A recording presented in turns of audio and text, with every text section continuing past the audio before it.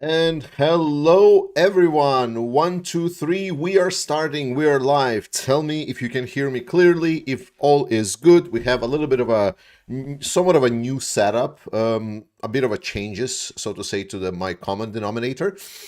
I want to start today's stream, if you can hear me well, with thanking the moderating team as always, because I have been confirming this a lot and I will be saying it again, is that while I am running this channel, while I am making videos and we're interacting and so on, without the moderating team that are dedicating a lot of their time and efforts to actually run the community, run the Discord, which is, by the way, an amazing source for news straight from the horse's mouth, for the videos, sharing of information, ability to talk with your peers.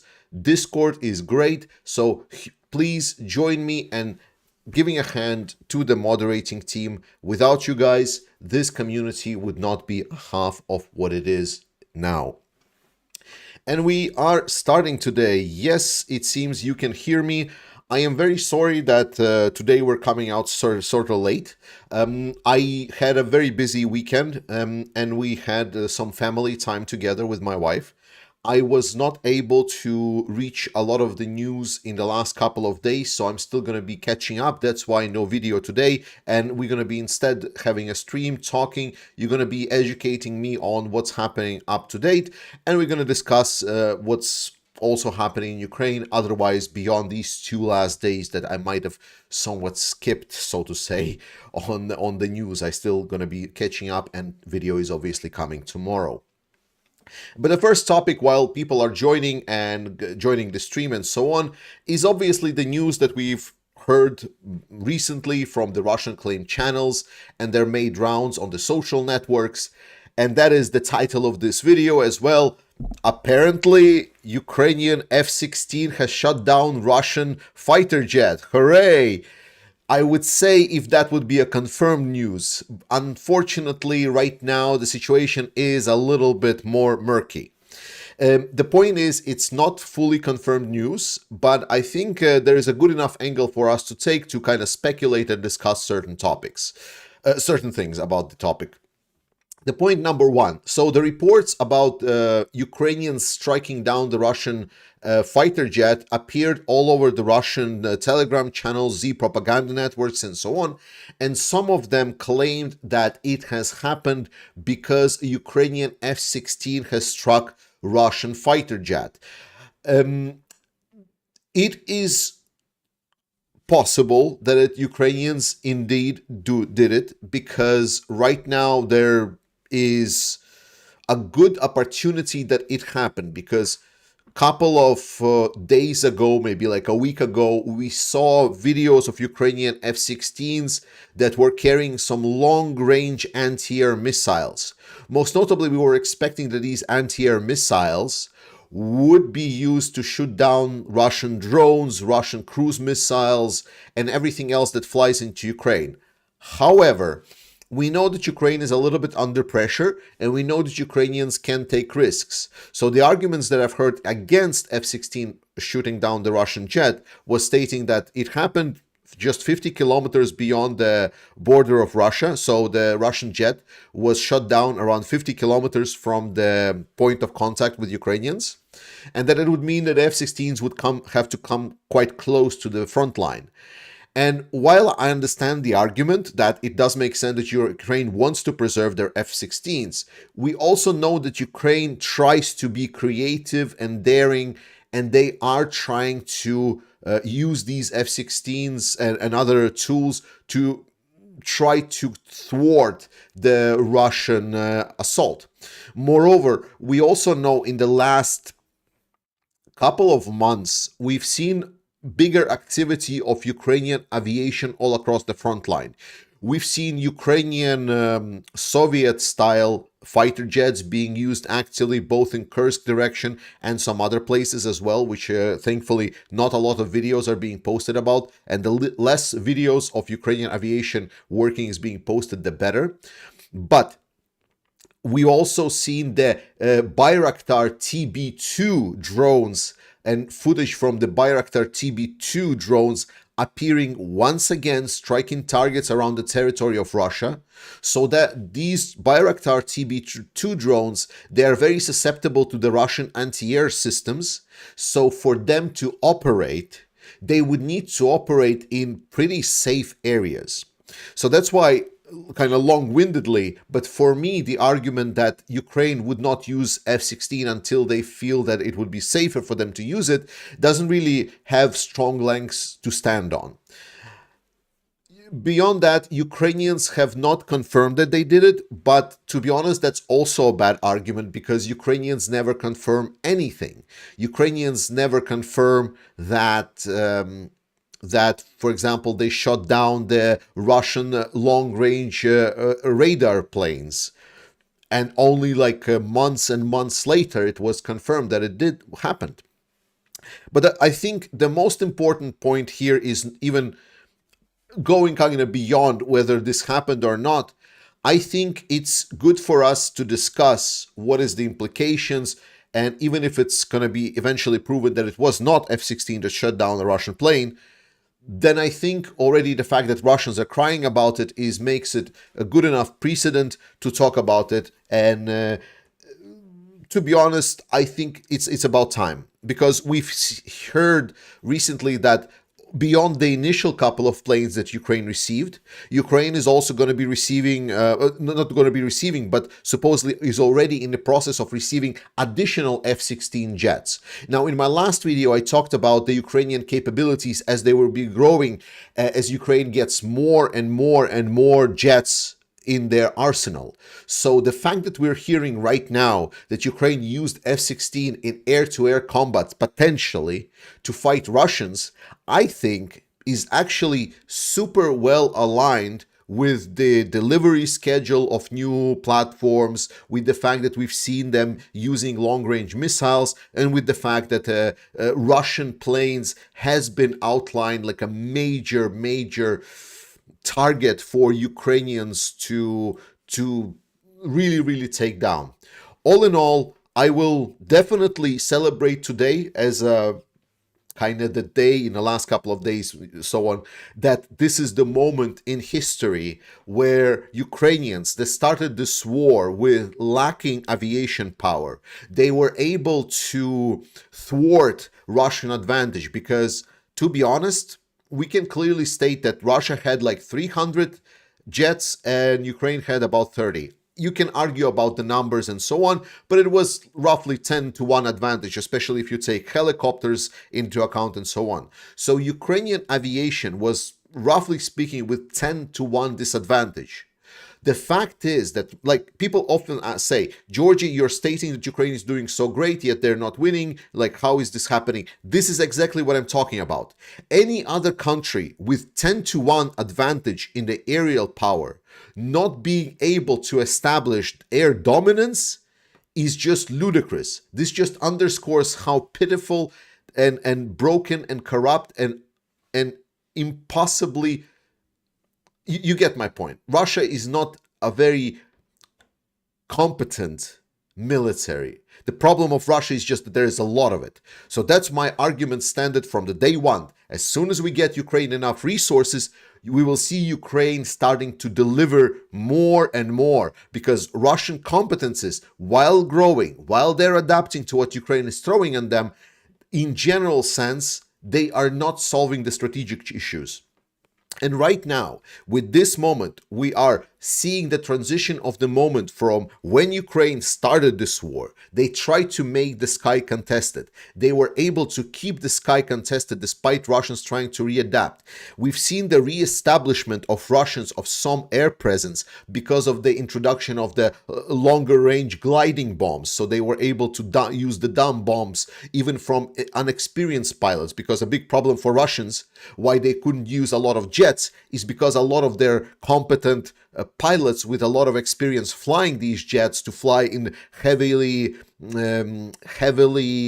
defended areas in Ukraine, they just didn't have a lot of those pilots left. They only had the pilots that they got fresh from the training facilities. So the only way that they could use these pilots was by using some kind of dumb bombs. Essentially, fly to this position, to this altitude, release the bomb, there we go, now you're done. And now we're seeing finally Ukrainians transitioning to the moment where the Western aid can actually come in and help Ukrainians beyond just delivering spare parts and the older Soviet jets that were, to be honest, quite obsolete. And I've talked plenty about like how obsolete the technology of Russian jet comparatively to Ukrainian jets were, how superior Russian technology was to the Ukrainian technology, because Ukrainian jets were very, very old. And now getting these modernized F-16s, we're starting to see the movement towards equalization of the airspace, which is amazing. And that is what I want us all to celebrate in today's video, whether it's true or not of F-16 shooting down a Russian plane. Even if it's not this time, I'm pretty sure it's going to happen sometime very, very soon. So join me for celebration, and let's get those F-16s rolling, and let's see how more Russian planes are going to fall down burning. All right, let's get to your questions. Today's stream is going to be relatively short because I have to get to work tomorrow. It's kind of late stream, but let's do at least an hour, and I'm going to be answering some of the questions that you might have outstanding. We are almost 2,000 people here, which is incredible. I'm doing these streams so rarely, so it's always a pleasure that all of you are here. So let's get to know each other and let's see what kind of questions you're having. Please use the Q&A. It's at the top, it should say on the chat where you can use the Q&A. I think you can write your questions. Akiva Banshi, can you give a shout out to the wonderful mod team, please? Just did at the start. It's only because of the moderating team this community is as good as it is. Moderating team is nuking Russian trolls, bots, so comment section under our videos is actually civilized, and we have actually productive conversations, and there's been many great points that I've picked up, especially from certain experts in the fields, because oftentimes when I'm making my videos, I'm simplifying a lot of topics just so it's like, you know, more accessible for people. And I'm really happy whenever there's like an actual expert or people with knowledge are coming into the comment section and putting out valid, more open statements, correcting me and giving more context to whatever I'm stating. It's always appreciated. Thank you so much, guys, for staying with us, and let's move away. Vladislav is asking, why we discussing F-16 shutdown Su-34 when ISW referred PSYOPs Ukrainian channels that claim it is Z-blogger how F-16s with outdated radar and shutdown range could have shut down Su-34 50 kilometers away. So, Vladislav, you are monumentally wrong on many things.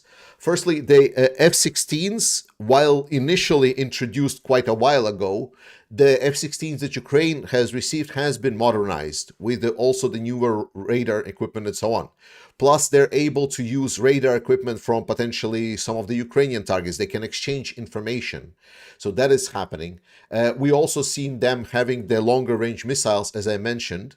The fact that like Institute for Study of War are analysts, but you should not ever take a stance of one analyst to be a truth in the final instance, okay? So the fact that they're stating that it's like an analyst, that is their opinion and so on, and that there is little proof, it's a very good statement. But don't come as like, this is the truth, this is what they said, therefore it's true. Even yourself, you're stating, you're talking to me like saying it was already debunked, while in your own sentence, you're writing that they just don't have enough proof to support. And I agree with you. That's why my whole tirade. I agree that there is not enough proof to support it. What I'm stating is that there is more and more evidence that even if it's not happening right now, which I actually have my doubts, I actually think that it could have been very clearly F-16s. What I'm stating is that it's clearly could have happened, and most likely it will happen in a very short time, just by the fact of the matter that Ukrainians have been very good at taking out Russian anti-air systems, and they were been really good at getting additional pilots trained and getting additional airframes into the country. Kellen Dunn, Russia is hitting commercial ships in the Black Sea regularly, plus using Starlink for precise targetings. Are you concerned? Does Ukraine have countermeasures? So firstly, I am... Okay, let's try to open the question. So Russia is hitting commercial ships in the Black Sea. This is not a question to Ukraine. This is a question to the commercials. Like it's a question to the countries that are taking their ships to the sea. So obviously, it's a question to the international community, because Russia is acting like a terrorist. So the question that you're asking is like, so there is a terrorist that's taking out the ships. Should the international community react? My answer has always been yes, but will they react? And my answer is no. So is it concerning? Yes. But is it something that Ukraine needs to solve on their own? I think it's a little bit disgusting way of putting it. We have a specific rogue country that is acting like a terrorist nation, taking out civilian ships with the combat missiles. How should we treat that? How should we treat that? And again, like, why is it Ukraine that needs to protect civilian ships in neutral waters against missiles? Why is that? The argument saying is like, oh, if we start shooting down Russian missiles that are targeting civilian ships in neutral waters, then we're going to get in World War III. I'm sorry, but that argument is just blatantly dumb on its premise. I think that international community needs to find where their ball's at. That's my answer, because it's absolutely preposterous that it is allowed for Russia to shoot down the commercial ships in either neutral or, for example, NATO countries' waters. It's just absolutely incredible. When it's in Ukrainian waters, it's a little bit of a gray area, but that's differently. Canada. Has Putin figured out he's losing, or he's still out of hope for anything to happen is in his favor? Yeah, Canada, I'm pretty sure that Putin is still looking to, like, someone of the Russian analysts that was like really good in analyzing Russia, they were stating that Putin's right now MO is basically, let's try to set up for the next half a year, let's try to make as best conditions as we can for us for the next half a year, and if something happens, we're gonna grab our opportunity. That is how Putin has been acting in the last like 2 years, pretty much. He's been trying to essentially live in this half a year period, and it's very clearly that he's not really acting with any kind of long-term strategy in mind, because let's be very honest, if the war is gonna end today, like imagine like Donald Trump comes in, he gets an agreement, Russia gets some restrictions placed on it and so on. By this point, the damage Russia that sustained already was not worth it. Like, there is not going to be like winning for Russia. Russia is not going to come out of this like it's a big, strong nation. They already kind of come out battered. They already have devastating damage, both in their long-term prospects as a country, on their population, on their military strength, everything. It's been enormous, and like this is like a fantasy scenario. No one is even close to saying that there's going to be some kind of peace negotiations with Russia. First and foremost, Russia is not saying that, but the point still stands that long term, Russia has like it's very clearly they're not playing this like long term for any kind of a potential victory. It's only for Putin to save himself. It's like basically come out as a Stalin 2.0. That's like, oh yeah, of course, we lost like 20 million of our people, but we won at the end. That's basically the only straw that Putin is grasping for. Because right now, he is so deep in dog shit that by this point, Russia is, I mean, it's really bad. The effects that Russia is having is really, really bad. Okay. Will the Swedish fighters join the French jets? I'm hoping so, and I'm optimistic, but comparatively, like, because people ask under my video, Georgie, but where are the Mirage pilots? Well, I'm sorry, like, if people's memory is so short, but like about a year ago, there were reports, well, maybe not a year, maybe like a half a year ago or something, there were reports that Ukrainian pilots are coming to France to train. And it was kind of like, okay, everyone just kind of like forgot about this, like it never happened. And now everyone is surprised. Oh my God, how did this happen? How did the France suddenly have... But we had these news. We had news and speculations and some of the reporting that Ukrainian pilots about a half a year or a year ago, I cannot remember precisely, came to France to learn to fly the Mirage jets. And it was never confirmed. And now we're hearing about Mirage jets being transferred. So I'm actually like, I'm baffled that people are surprised that Ukraine might actually have pilots that will be able to fly these jets. Yeah, Le Baguette strikes again. Also, my French accent is horrible. How often are the F-16s flying? I don't know, and I'm not sure if I know, should be able to tell you. It seems USA is being annoyed in Congress. USA right now is an election period, like hardcore election period, so whatever is happening in USA politics right now, you need to divide it by 17 and a half.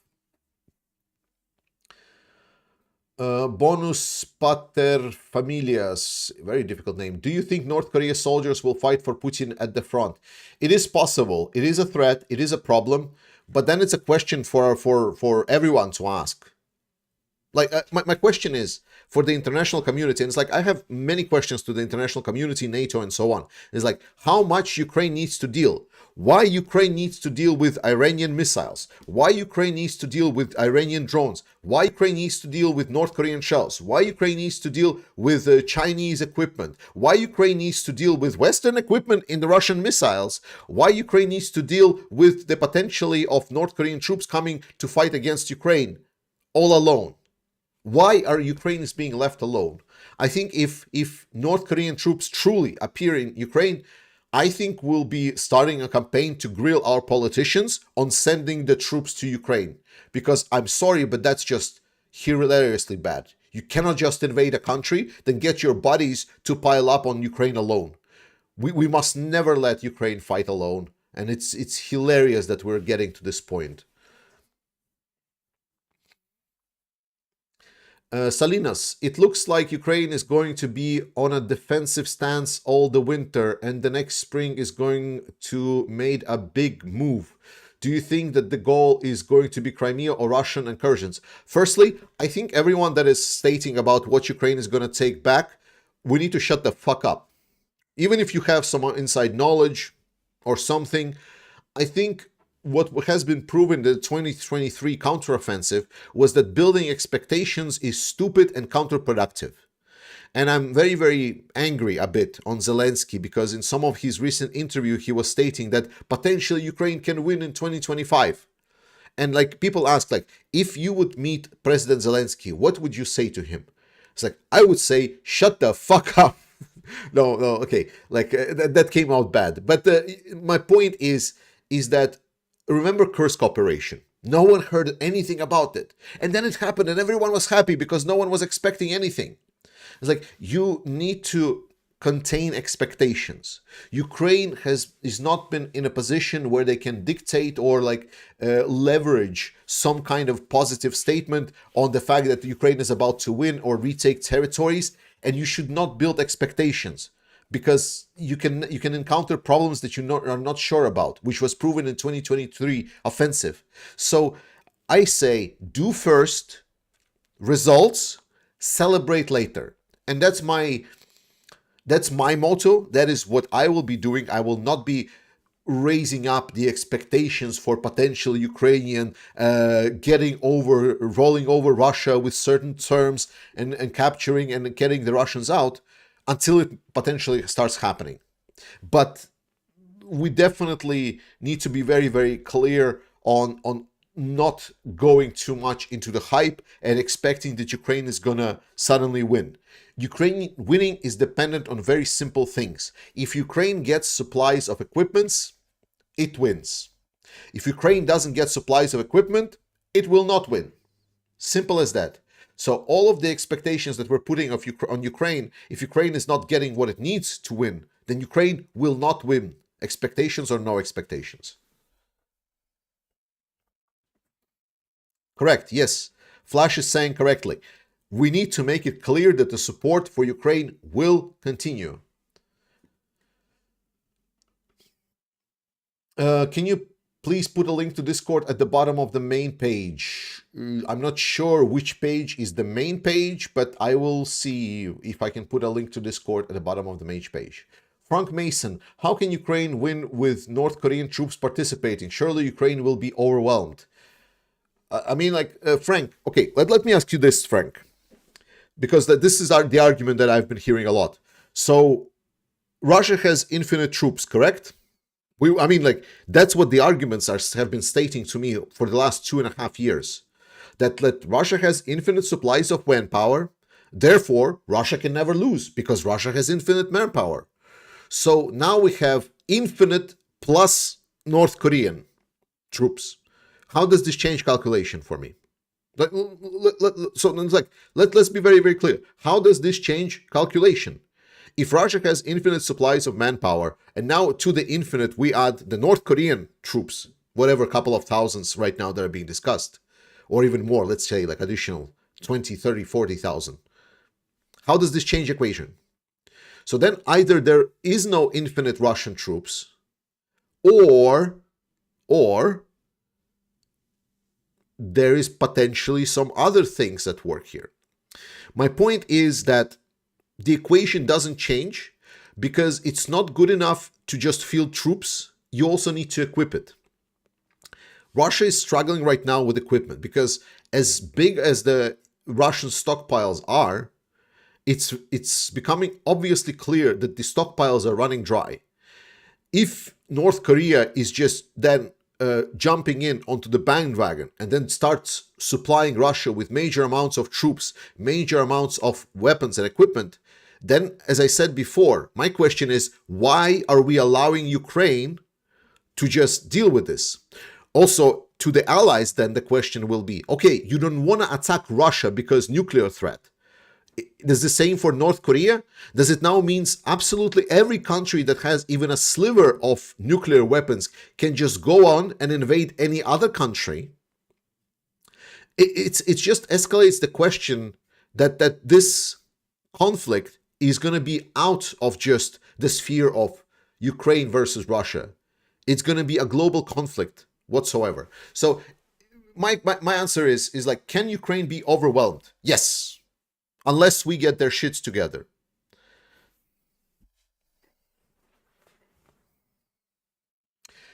Will the rainy season in Ukraine stop Russia's current offensive? No. I think it will make it slower, harder, will require Russia to take longer pauses. I don't expect Russians to stop because that's the only way that they can operate right now. Do you think any particular aid or permissions, such as permissions to use long-range missiles against targets inside Russia, is being withheld until the US elections? Yes.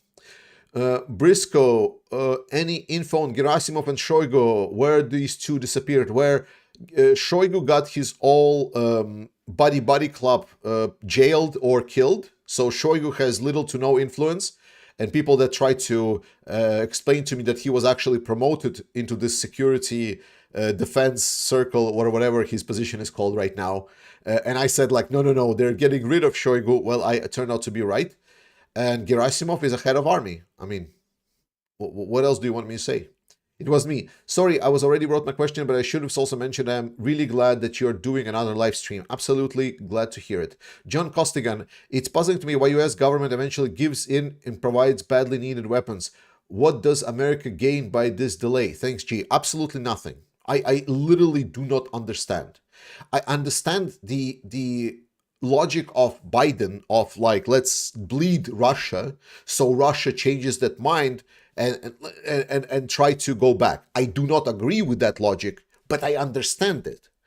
But with that said, I completely do not understand the point of withholding help for any kind of supplies or weapons for Ukraine, because like it's just a pure logic. Like you supplied Ukraine with a lot of the Patriot missile systems and so on.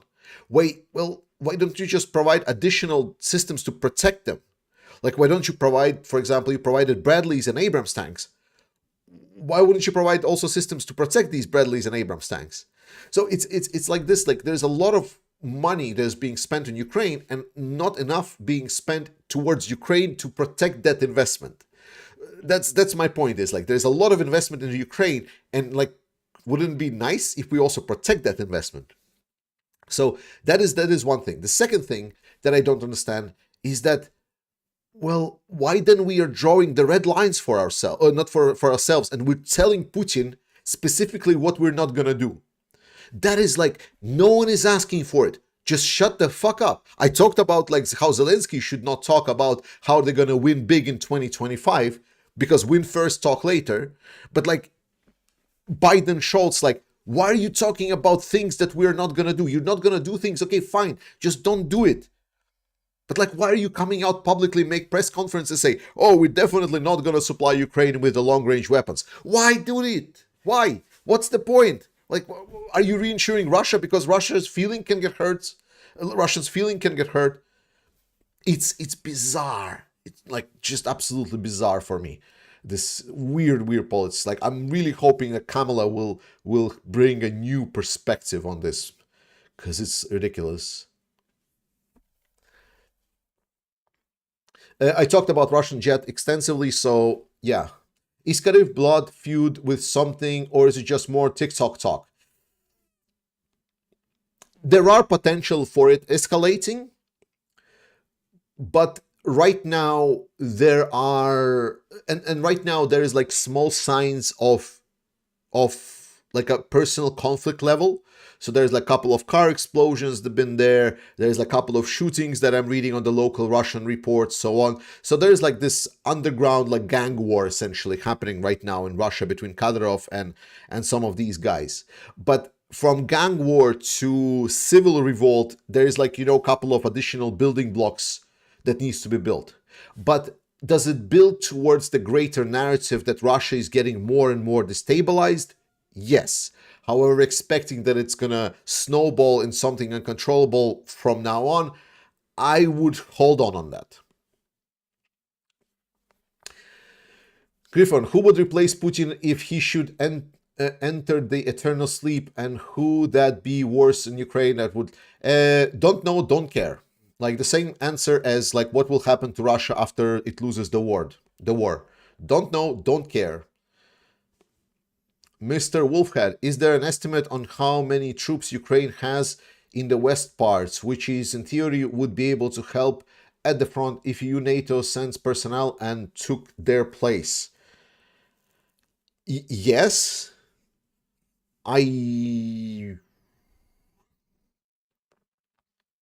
But so your argument is like how much Ukraine troops can get if they will send like all of them are being replaced essentially by the Ukrainian. My question is, do you also count the Moldovan troops, the Ukrainian troops that are entangled in around Moldova, where there is like Russian enclave, or you're not counting it? Because then it's varied. A lot of the Ukrainian trainers are also disabled personnel or personnel on rotation. So, for example, a unit goes out on rotation to relax and recreation, and they are acting as a training personnel for the Ukrainian, freshly new Ukrainian forces. So, I think we're talking maybe a couple of, like 100,000 probably. Like, I don't have the precise accurate numbers because it can vary, but I know there is like a good like 300,000-400,000 Ukrainian troops that are working in that safer area. But like a lot of them are working as logistics, a lot of them are working as training stuff, a lot of them are working on rotation and so on. So it's there's a lot of variability there. So I cannot give you a precise number. Will it help? Yes.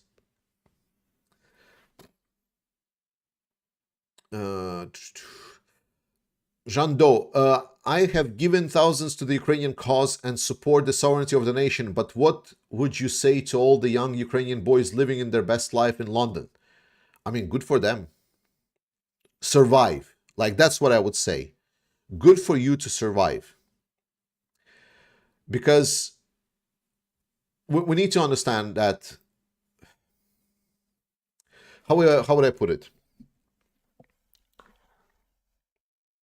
We all want everyone and all of the people to act rationally, heroically. We all want people to be good, be understandable, support each other. We want a perfect world. But the issue is that the world is not perfect. And one of the major civil instincts is to survive. I cannot blame anyone for surviving. Ukraine is now in a country in a state of survival, right? That's why they're doing horrible actions. Like, for example, people ask me like, "Oh, Georgie, not letting military age people outside of the country, how good of a decision it is? Like, is it something that a democratic country should do?" It's like, no, absolutely fucking not. A country in any scenario, like, I would wish no one and no country would end up in a situation where they would be in a decision is like, we need to lock in our own people to send them to die, to fight and die, even if they don't want it. No country. Yet, we understand that there are people that really want to live, really want to live. And can you put like some shame on them that they don't put their country first, that they are living their best lives while other people are dying on the front line? For sure. For sure. Yeah, there is a part of a shame for them to be. But it's their decision. Because it's their decision. They put like, I'm gonna put this blame of shame to me, but go and give up on my country and go out. It's like, but I cannot blame them for waiting in those two options. It's like, can I be ashamed and alive? Or potentially, can I be proud and maybe dead, shot down by Russians, by Russian aerial bombs? What I'm stating is that we need to support Ukraine not because of the guys that are in London, but because of the hundreds, thousands, millions of people that stayed in Ukraine, that are coming back to Ukraine, that are supporting Ukraine both on the front lines, on logistics, in field work, in volunteering, in donation, in working for their country and paying taxes, despite the fact that there might be a Russian missiles flying into their apartment every next day. I don't give a shit about these boys that live their life in London.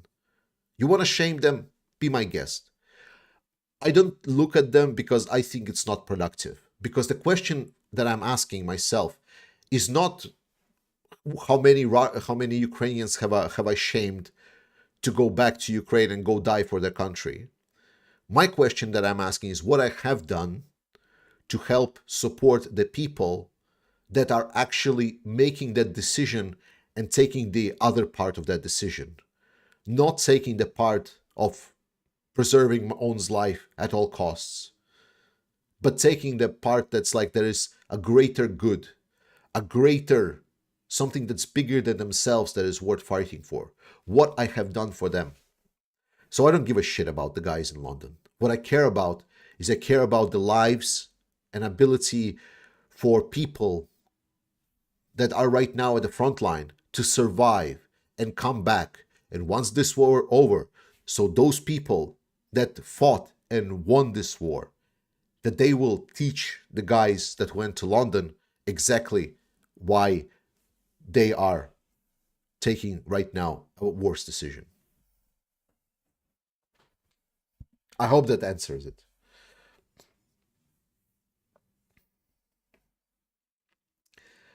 All right, let's see. What do you think of Trump? I talked about plenty of it. Trump is an enemy of Ukraine. Vote Harris. I am not going to go in details. I am like what I think about Trump is actually continuing my previous statement. I don't think about Trump. I am sympathizing with the many million of Americans, the absolute majority, whether Democrat or Republican, that are looking at Trump and are listening to some of his speeches and then turning off their video or TV or whatever, and then just like grabbing their head and it's like, I cannot believe that this guy is there to represent me and my country, and this is the best US can put on, the best that Republican Party supposedly can put on. I am sympathizing with those people. I am sympathizing with people that are in disbelief that the worst person potentially ever, that represents nothing of the values that supposedly that groups like evangelical Christians and so on preach for. Donald Trump is a complete opposite of that. Yet they put him on some kind of a forward-running pedestal. And I'm sympathizing with people that are not deluded or gaslit enough, that are looking at this, and even those Republicans that are like, okay, party before all, I must vote Republican, and that's why I'm called, if you're like that one that says like, okay, I must vote Republican, I can never vote Democrat. Then I'm just asking like, just don't vote this election. Just don't vote this election. Because the other people, they're just like, okay, we must do everything that we can so that guy will not represent who we are.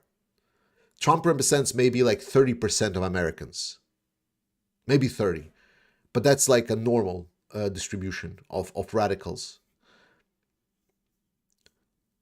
And my potential hope is that people in the middle will either do not vote Republican if they like party before all, or they will reconsider and consider as like, okay, this is the last election, this nut job weirdo is representing America, and this election I'm gonna swallow it and I'm gonna vote for Harris. Because at least that's preserving democracy.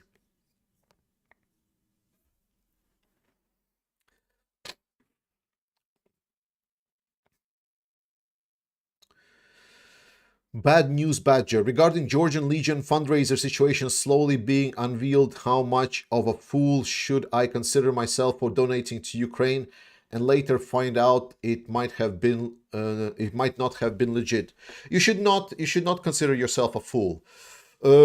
We've stumbled many, like, how would I say? Let's put it this way. If this is the first time you've ever been tricked in your life, I know the feeling. I've been conned in my life before. It's not a good feeling. But is it the problem of the con artist that they were so convincing, or me that I bought into it? And it's like a philosophical question. It's like chicken and an egg. And my only answer to that is, if you're donating money, you obviously want it to go to the good cause. But you always need to realize that there might be some really good con man. That's why I try taking my time as much as I can to verify it. But again, taking time and verifying it is never a 100% guarantee that it's indeed is gonna be the actual situation, the actual thing. That's why I would not feel bad. I think there has been a lot of things done with Georgian Legion that could have fooled anyone. So I feel that it's not really something you need to be really eating yourself alive for. Like, it's a bit of a pity that the money potentially didn't make it to Ukrainians, because that's what you wanted. And I know that. But I think your intentions were pure, and I don't think you should really eat too much into yourself. Better not than we're gonna start our own campaign quite soon, and we have like all of the proofs to verify that it's actually real. So don't worry about it too much. Do you think the rest of the 60 trillion military package will be released soon if Harris wins the election? 60 trillion? Are we getting so... Wait. Is billion and trillion the same? Like, I always like... Is billion and trillion the same? No. 1 trillion is 1,000 billions.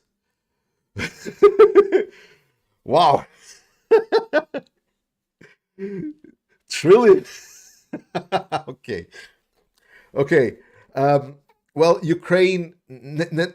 Let's be very clear what we're talking, because this is like talking points, and this is where we need to be precise on wording.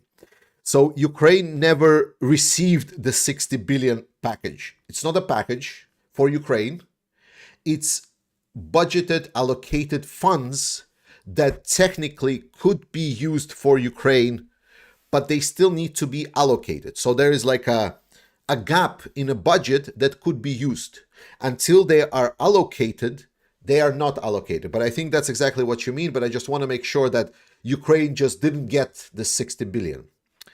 Moreover, Ukraine doesn't really get the 60 billion. What happens is, this money is getting allocated to the US companies to either replenish the US stocks of the sent equipment to Ukraine.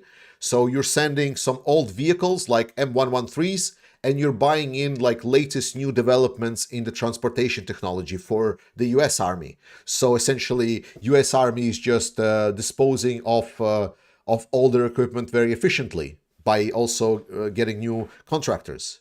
And then the second part is growing the more military production by putting orders to the factories inside of United States to produce weapons for Ukraine. So creating jobs in the United States, making orders for the military factories, making sure that these factories have budgets not only to make these orders, but like to get more development, to get more R&D, to develop new technologies inside of US, eventually benefiting immensely to the United States defense.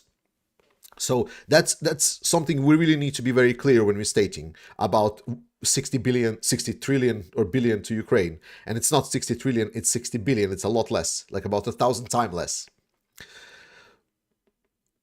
Can it be noticeable? Like, is it a lot? 60 billion is nothing. It's a speck. It's less than statistical error in Pentagon accounting. Because 60 billion is just a big number when we're talking about it, lay people. Because for me, I've never seen a billion in my life. Like I've even like maybe like if I get myself like some Russian rubles, maybe in like 5 years I will have 5 billion Russian rubles, and that's going to be the only way I'm going to see 5 billion of currency in my pocket at any moment. But the fact is that for us it's a lot. But when you actually look at like what is the budget for American military and so on, then you start looking at the numbers that are allocated one way or another, and then you realize that 60 billion is beyond statistical error. That it's just could be like something like some student just wrongly allocated something to a very niche project, and it was already covered by this. It's speck. It's just dust. It's barely noticeable for the US military. And that is something that we need to be very, very clear.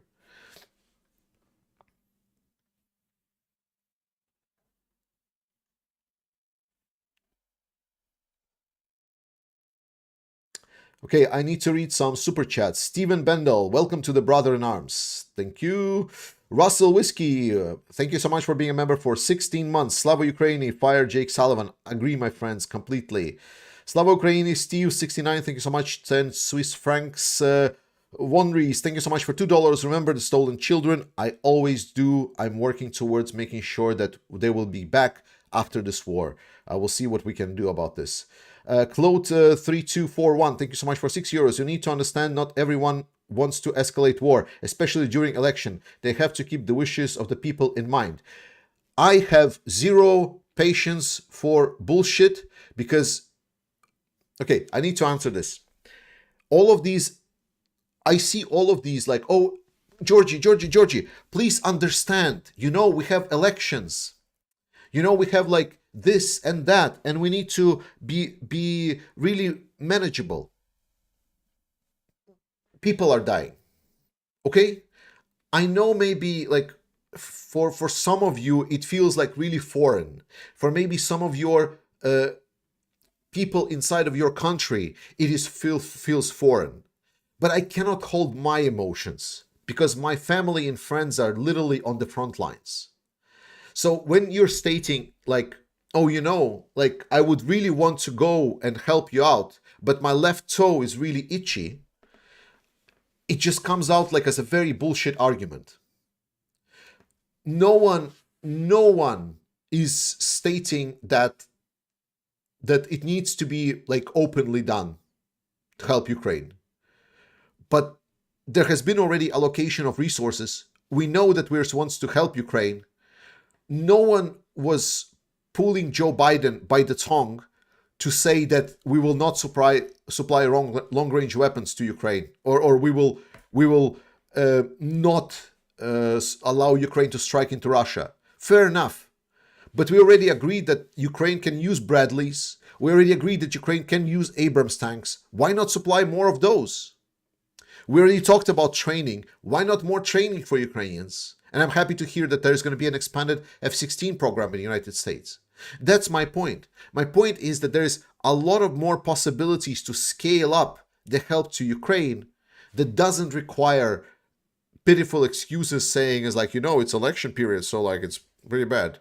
And I understand it's election period. It's like the most important election in current history, and it's the most important election right now for the whole democracy thing in the world. I get it, but you know, when people are dying every day, and Ukrainians are asking for help as much as they can,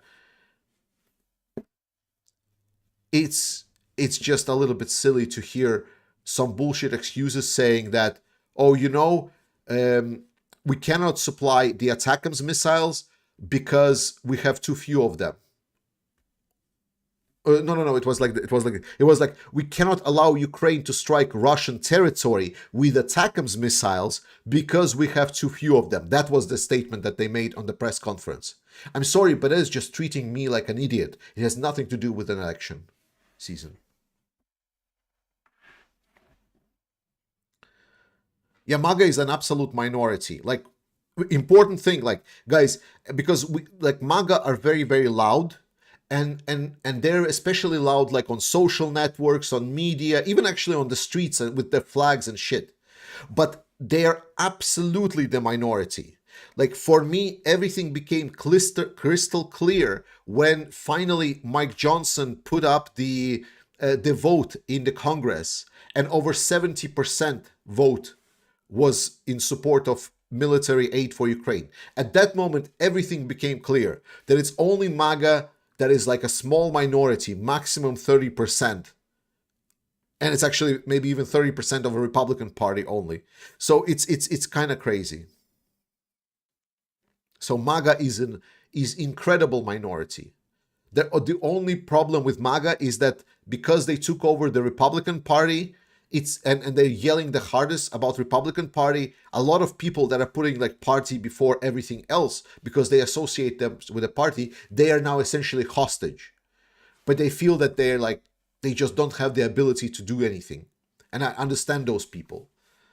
Doesn't mean that I fully understand what they're doing by voting Donald Trump, but it's definitely something we need to be very clear that MAGA is an absolute minority.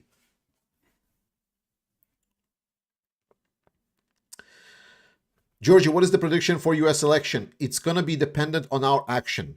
So I call on everyone to, if you're European, call your friends in the United States, make sure they register and get ready for voting. If you're in the United States, please get out and vote for Kamala Harris. If you're a MAGA, go fuck yourself.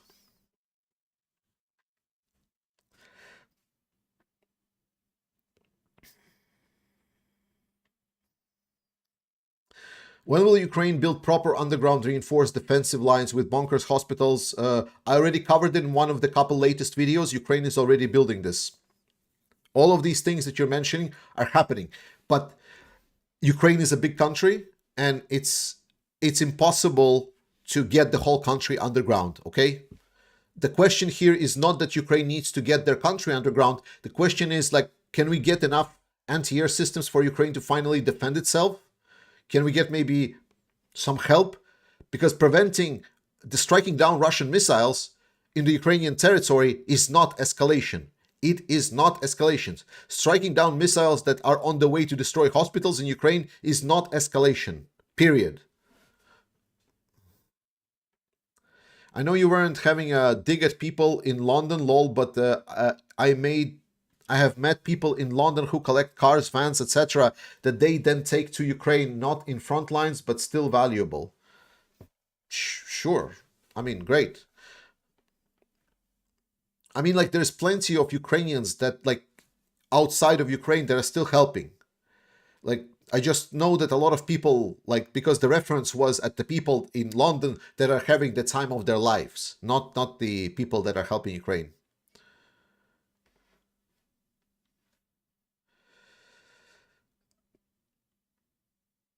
Then don't demand the international community to help. Ask instead. Fuck all.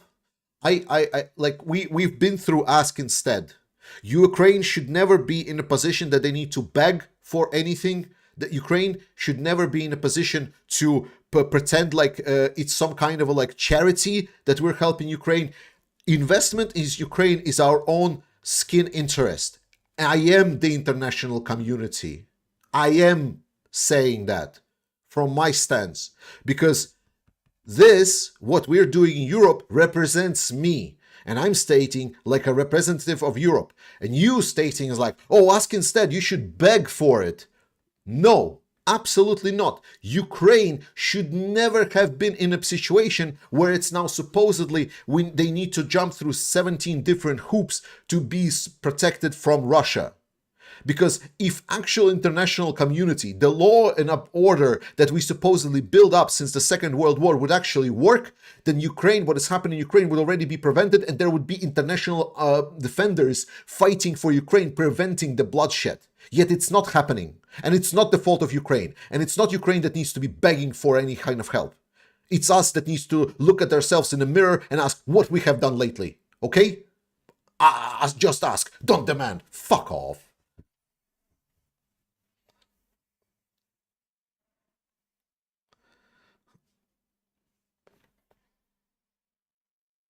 Ask. Sorry, this gets under my skin. Like when people say like, oh, you're not begging good enough.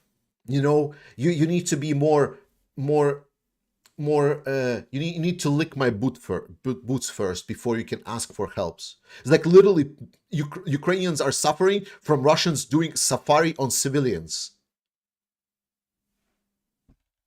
It's okay. Is this like the international parts? Ukrainian prisoners of war getting executed on capture.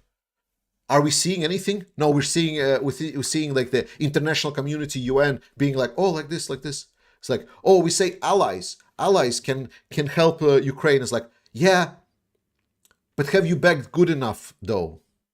And I understand this argument. It's the hoops that Zelensky needs to jump through.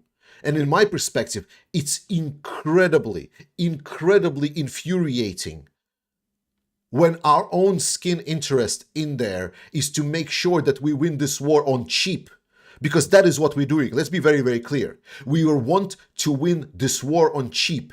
The fact that we're not helping Ukraine enough, and some of our politicians, and we're allowing politicians in our country to even go and try to propose that maybe we can have some kind of negotiations with Putin. Maybe let's see if we can normalize relationships. Let's buy some more gas from Putin and so on. It's disgusting.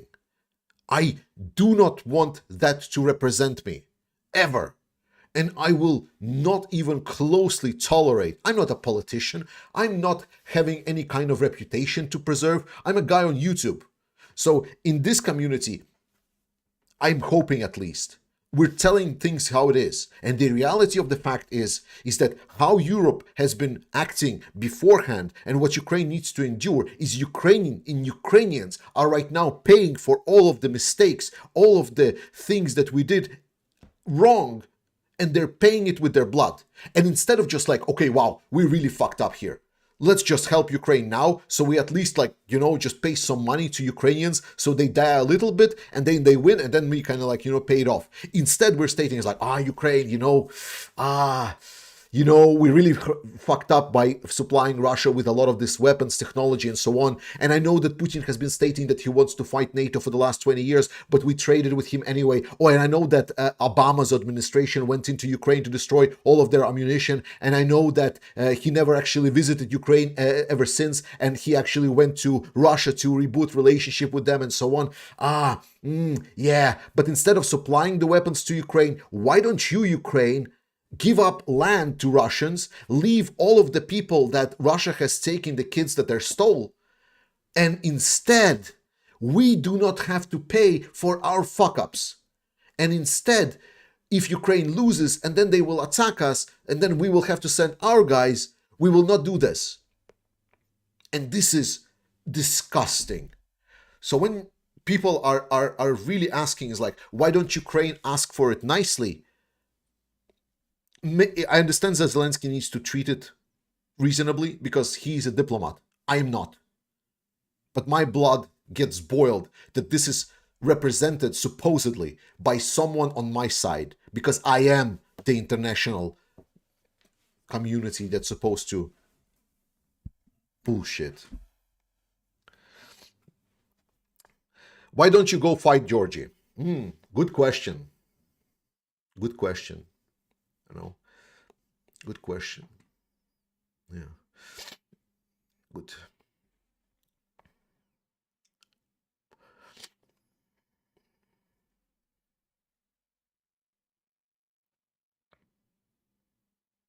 Does Russia has Air Force?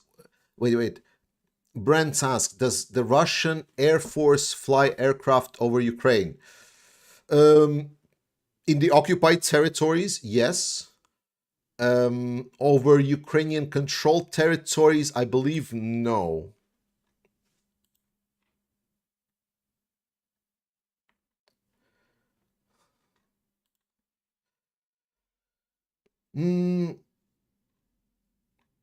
Cinnamon, thank you so much for 5 gifted memberships. Certify, welcome to Brother in Arms. Smashly, thank you so much for 5 gifted memberships. Daniel, thank you so much for 5 given memberships. Appreciate it. Daryl, thank you so much for 10 bucks.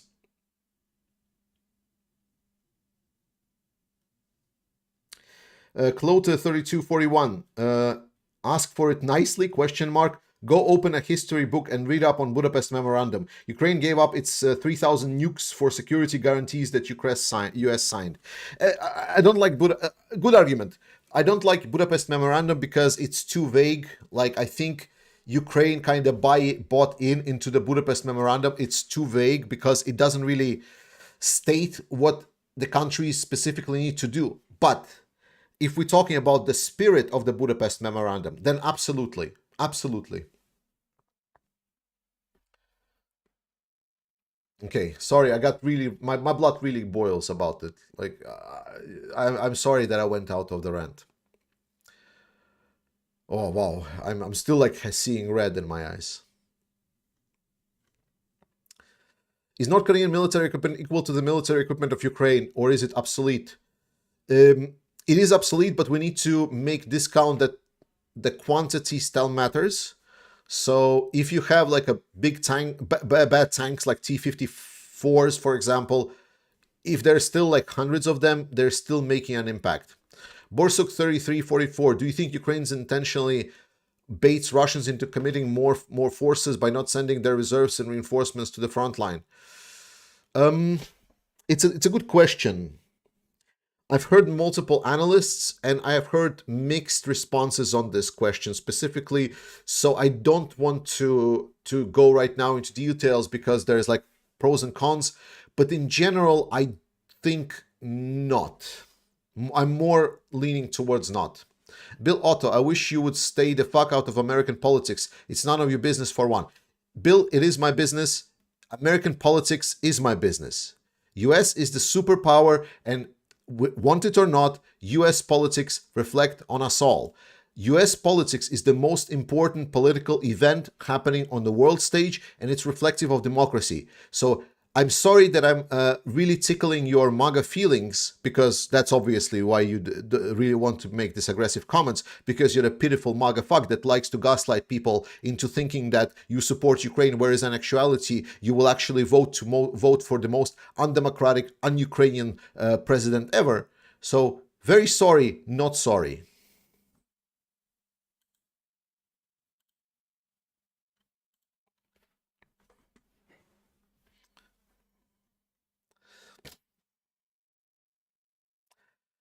Why does Ukraine depend on USA weapons to win the Russian war? Like PM Netanyahu have said that they need US weapons for its continuous existence. Why don't you both mention other countries as much? Love you.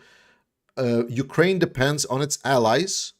US is the biggest supplier of the weapons to Ukraine so far, but it is not the biggest contributor to the weapons so far. One of the bigger gaslights, for example, that MAGA crowd will give you is they will say that US has done 10 times more than European Union, for example. It's a very common lie. The truth is that European Union by this point has helped Ukraine more, way more than United States. It is true that United States military power is enormous, and I don't like. I mean, do I need to explain to you why? I don't think so. Like, I respect your intellect to understand why US is the biggest military resource provider, or do I need to really chew it out? So the point is, US helped a lot to Ukraine militarily. A lot of weapons, even from the European allies, are dependent on US approvals as well. US is the biggest strategical, democracy, and political weight player in the world. It's crucial to our alliance. What US does matters, and US stance on things matter. That is why it is critical for US to supply weapons to Ukraine, because it's there. It benefits US. It benefits democracy. It benefits everyone. There is literally zero downsides. Why doesn't Russia exchange prisoners with Ukraine anymore? They do. They do exchange. Donald, is Iran within range of Ukraine's drones? And what about North Korea? No, I don't think that Iran or North Korea is within the range of Ukrainian drones. Oh, unpronounceable name. Sorry, man. Shuhtenskatl. Sorry. About Budapest Memorandum. I was Hungarian before coming to Canada. How did you change from being Hungarian by coming to Canada? That's interesting. I just want to say Hungary planned this whole thing with Russia versus Ukraine. I'm done with Hungarian politicians. Okay, maybe.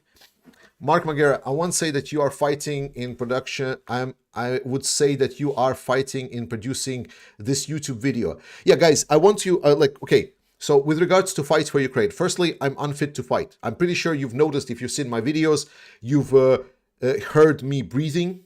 Like, this is not something that I do intentionally. I have troubles breathing. I have problems breathing. If I run about 100 meters dash, I will fall down on the ground because I will get no oxygen. Like, I just cannot run.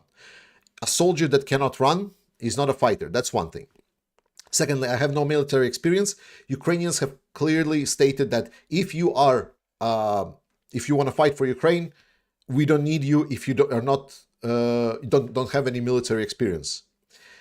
Thirdly, this channel, this community, and everyone else have been amazing. This community, we were able to supply Ukraine with more than $1 million worth of aid.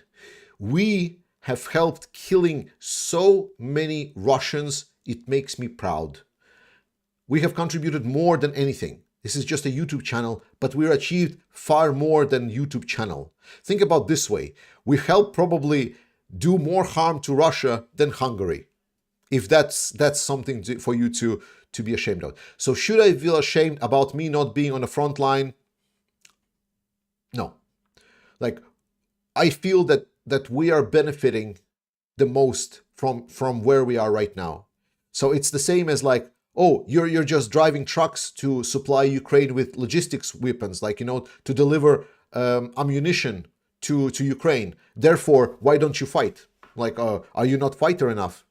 It's like, no, he's doing his job. And I believe that on this channel, with our community, with everything, we are doing our job. We are doing our part.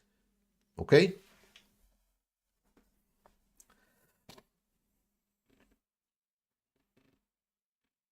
Okay, what is happening in Kursk right now? Russian offensive. Derek, what is the impact of Kursk invasion on Russian public opinion? -0. Philip Fletcher, don't you think that countries that start wars should be kicked out of United Nations permanent members or not? My point exactly about the international community. NGC, how are the Ukrainian prisoners doing on the front? And do you have any idea how many prisoners are training fighting? The latest numbers that I've seen was like 6,000 to 7,000 prisoners. They have been shown admirable performance. They have been really, really efficient, and I've heard only the positive things from the response of the prisoners, because they're treated like a proper units. They essentially are being drafted into Ukrainian military from prisons, yes, but there is a very strict guideline on what kind of sentences. So it's not like Russia that just takes rapists and murderers and sends them to frontline to die. That's not what the Ukrainians are doing. That's not how it works. You can read up in details if you just Google it. And basically, it's people with maybe darker past, but they're still volunteering in so to say, to fight for Ukraine, and they have showing performance that is comparable to volunteers fighting on the front lines. The son of Jesus. I fully understand Georgian political issues. Just wanted to hear your perspective. Thank you. Absolutely. And again, if I'm harsh, if I'm loud, if I'm really really annoying to you, that's fine. You know, it's like that's just who I am. Like I'm just humbled that there's 2.6 thousand people that are taking their time to listen to me. Thank you guys. I appreciate you so much. I'm not the best kind of like person because like I'm harsh, I'm loud and so on, but thanks. Andrew, when do you think Russia's economy will capitulate? Not soon. Like a lot of the prognosis for the Russian economy is bad, but you must understand that the economic systems are very, very resilient. Beyond that, the dictatorships, they always are like dictatorships are very, very rigid, but they're also brittle. So dictatorships seem that they're indestructible, strong standing until the moment when they suddenly collapse. So like when the dictatorships fall, it's always fast and right away. So it's not like it doesn't feel that a constant decline. So is Russian economy decline happening? Yes, but there's still plenty of leverage that dictators can use to counteract the visual perspectives of those economic declines being relevant. Should US withdraw due to Orange Man? Do you think Europe will keep its support? Some. I mean, the Nordics, definitely. The Baltics, definitely. Poland, definitely. There's nothing that's going to change their opinion. The rest, it's a question mark. You're real, that's worth something. Yes, I hope so. All right, guys, we've been doing this for an hour. It's been fun. I've yelled. I've yelled about MAGA. I got people to unsubscribe from me. I got people banned on the channel during the stream. I think it was very productive. So let's end it up on a highway on the right while we're riding the wave high. So thank you so much for watching this. I'm gonna get some sleep. Video coming tomorrow. Support Ukraine. Trust in Ukrainian armed forces. We will be here. We will support Ukraine. We will never stop, and we will never ask for forgiveness for trying to help Ukrainians. Stay strong. I love you, and I'll see you next time.